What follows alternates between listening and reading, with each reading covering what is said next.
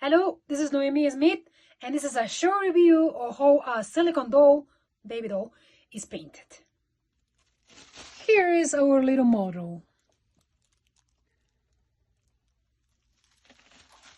Painting a silicone doll 101, and I just wanted to tell you that pretty much the same thing apply also for painting a vinyl kit. The only difference is pretty much the materials, but we had to do pretty much the same. I'm doing the first layer in what we call this blood, or this reddish. I believe it's like a mix with the red and a little bit of a brown, but it's called blood. So it has to be a little bit of a kind of on the tonish. To start, I just did a whole layer back and forth, of course, even between the little fingers and everything. And that is pretty much how you get started. It's just like a base color. In the case of vinyl, you have to work with the color of your vinyl, because sometimes the color of the vinyl is too peachy, too light, and then you have to do what we call working with washes to come with the exactly skin color that you want. But that's the difference with vinyl color. We have a very, very nice class for painting vinyl, and of course we have a master class for painting silicone dolls too. This is just a 101. To learn how to use the materials to the perfection, all of that is included in the master class, all right? Okay, this is what is called the blood color from the Silk Peak. And as you can see, I'm out. I need to order more of this. I use this a lot, very, very much a lot. So I'm making my first layer for the creases and wrinkles. I'm making a first layer with that. Now, pretty much using a liner, a kind of thin brush, I'm going to go literally in all the creases, not just on the feet, but on the body, between the legs, on the palm of the hands. Literally all. That's why this layer is called creases and wrinkles. And the whole body, everything that has a crease, everything that has a wrinkle, I'm gonna go there with this color. I wonder if we can see here the difference. I have only done the creases in this footsie here, and here everything has that just a first layer of the blood, but this one has the creases.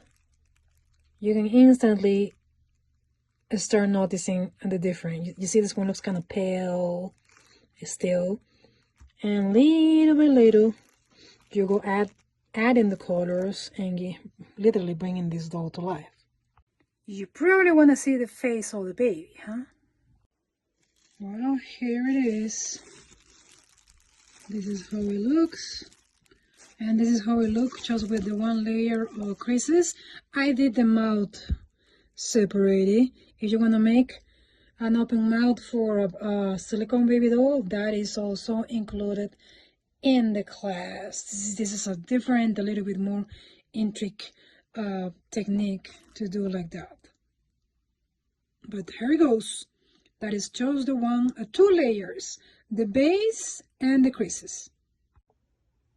The following is called undertones, which requires to have a blue. I'm going to grab a little bit of the blue here, and I'm going to make a blue mixing. This might have been a little bit too much. I need to do a blue mixing and a green mixing, okay? Previous to that, with 2 parts of red and 1 part of blue, well, these are the colors, you could create a violet or a purplish tone. I will recommend doing creases and wrinkles with purple too. Before this, or between this, or after this, it doesn't really matter. I just want to point that out. I need to do that on here actually, but right now I'm going to do the undertones. If you are a Patreon, and you have the tier for full access or the baby doll track, I will show you a pattern of where you're supposed to be applying the blues and the greens. And of course, if you take the full class, the master class, everything is included there. Yep. So this is before the undertones. This is a before the undertones. And here is an after the undertones.